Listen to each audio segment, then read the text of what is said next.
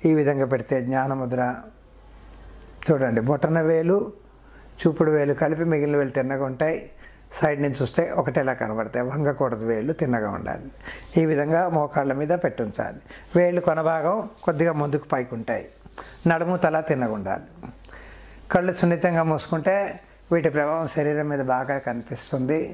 అంటే మనసును ఏకాగ్రత చేయడానికి కళ్ళు మూసుకొని ముద్ర వేసి దానికి ఉన్న సమయం ప్రకారం మనం ఉండగలిగితే దాని ప్రభావం శరీరం మీద చక్కగా చూపించి శరీరాన్ని, మనసుని, చిత్తాన్ని కూడా ఒక బ్యాలెన్స్గా ఉంచుతుంది. ఇవి ముద్రలు. జ్ఞానముద్ర కోసం తెలుసుకుందాం. జ్ఞానముద్ర ఎలా వేయాలనేది ముందు చూసుకోండి. చేతులు అరచేతులు ఆకాశం వైపు చూస్తున్నట్లుంటాయి. ఈ స్థితిలో బొటన వేలు చూపుడు వేలు లైట్గా టచ్ చేసి ఉంటాయి. గుండ్రంగా రావాలి వేళ్ళు, ఇలా రాకూడదు. ఈ విధంగా వస్తే ఇంకా బాగా మంచి రిజల్ట్స్ కనబడితే. ఈ విధంగా అంటే కొద్దిగా లేట్ అవుతుంది. ఈ విధంగా పెట్టాలి. మిగిలిన వేలు తిన్నగా ఉండాలి, వంగకుండా. అరచేతులు ఆకాశం వైపు చూస్తున్నట్టుగా. అరచేయి వెనక భాగాన్ని ఏమంటారు? మండభాగం. మండభాగాలు మోకాళ్ళ దగ్గర ఉంటాయి. చేతి వేలు కొద్దిగా బయటకు ఉంటాయి. ఈ విధంగా పెడితే పడిపోవడానికి అవకాశాలు ఉంటాయి. ఈ విధంగా పెడితే కొంచెం ఇక్కడ ప్రెస్ అయినట్టుంది కనుక ఈ విధంగా పెట్టి కూర్చోవాలి. ఇది జ్ఞానముద్ర అంటారు, నాలెడ్జ్ పెరగడానికి. పిల్లలు ఈ ముద్రలో కానీ రోజు 10 నిమిషాలు సాధన చేస్తే చాలా తెలివితేటలు పెరుగుతాయి, నాలెడ్జ్ పెరుగుతుంది. వాళ్ళ ఎగ్జామ్లో కూడా వాళ్ళకి రిజల్ట్స్ చూస్తే కూడా మీకు చాలా తెలుస్తుంది. హాఫ్ ఇయర్లీ ఎగ్జామ్కి, యాన్యువల్ ఎగ్జామ్లో 10% మార్కులు, లేకపోతే క్వార్టర్లీ ఎగ్జామ్కి, హాఫ్ ఇయర్లీ ఎగ్జామ్స్లో మార్కులో చూస్తే 10% మార్కులు ఎక్కువ వస్తాయి. అంత మంచి ముద్ర.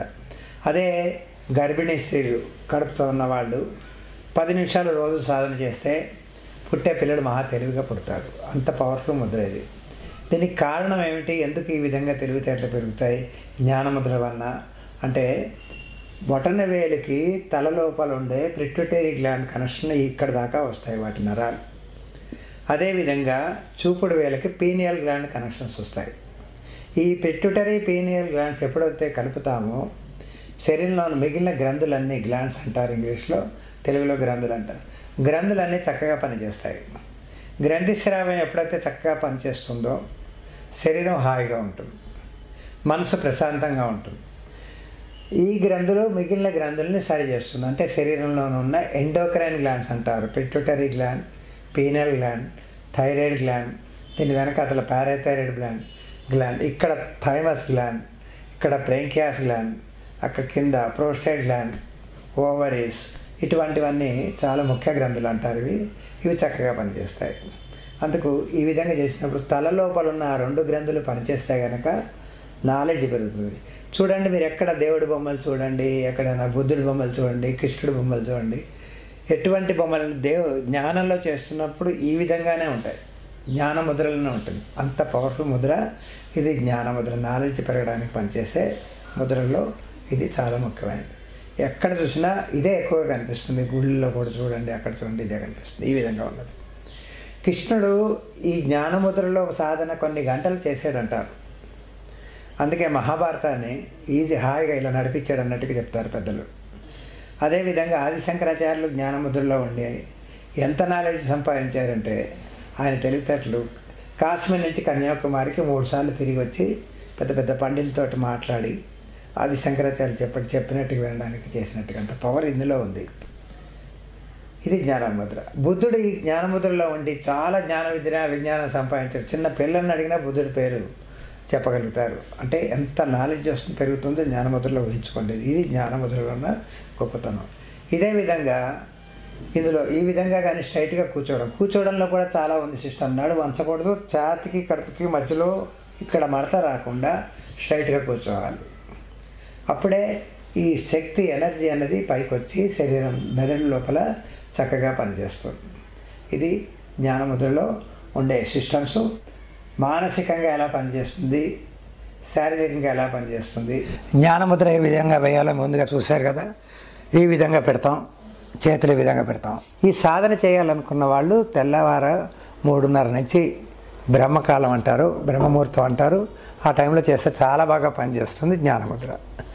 ఎందుకు ఈ విధంగా పనిచేస్తుంది అంటే, చెట్లన్నీ రాత్రిపూట కార్బన్ డైఆక్సైడ్ రిలీజ్ చేసి పగలు ఆక్సిజన్ రిలీజ్ చేస్తాయి. తెల్లారగట్ట ఎక్కువ ఆక్సిజన్ వదిలి ఆఫ్టర్ 7 తర్వాత నార్మల్గా ఆక్సిజన్ రిలీజ్ చేస్తాయి. అందుకు బ్రహ్మీకాలం అని అందుకే అంటారు. పొద్దున్న 3:30 నుంచి 7 లోపల, 6:30, 7 లోపల చాలా బాగా పనిచేస్తుంది. ఆక్సిజన్ లెవెల్స్ ఎక్కువ ఉంటాయి గాలిలో కనుక ఆ టైంలో జ్ఞానముద్ర చేస్తే పనిచేస్తుంది. ఈ ముద్రకి మంచి రిజల్ట్స్ వెంటనే కావాలి, మీకు తెలియాలి అనుకుంటే 1 గంట 50 నిమిషాలు సాధన చేయగలగాలి. మంచి రిజల్ట్స్ వెంటనే మీకు దాని మీద ఫలితం ఏమిటి, ఎందుకు చేస్తుంది, ఎలా చేస్తుంది, ఈ ముద్ర మన శరీరం మీద దాని ప్రభావం ఏం చూపిస్తుందని తెలుస్తుంది. ఇది జ్ఞానముద్రలో ఉంది.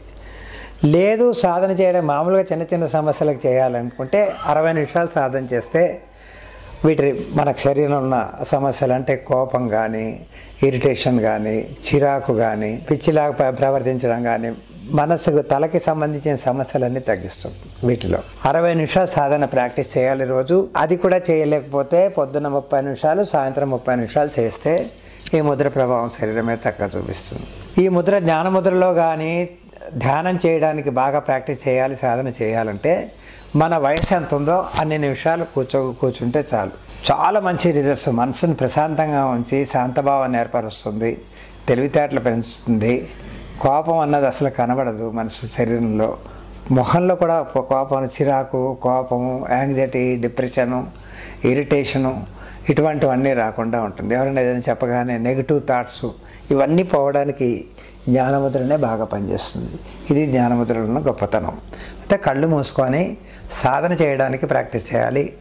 దీనికి దృఢ నిర్ణయం, సత్సంకల్పం, పట్టుదల, సమయం తీసుకొని చేశారంటే చాలా మంచి రిజల్ట్స్ కనబడతాయి. జ్ఞానముద్రలు బొటన వేలు కొనభాగంలో ఉన్న పిట్యూటరీ గ్లాండు, చూపుడు వేలు కొనభాగంలో ఉన్న పీనల్ గ్లాండ్స్ అని పనిచేస్తాయి కనుక ఈ జ్ఞానముద్రలో వీటిని సరిచేయబడతాయి ఈ సమస్యల్ని.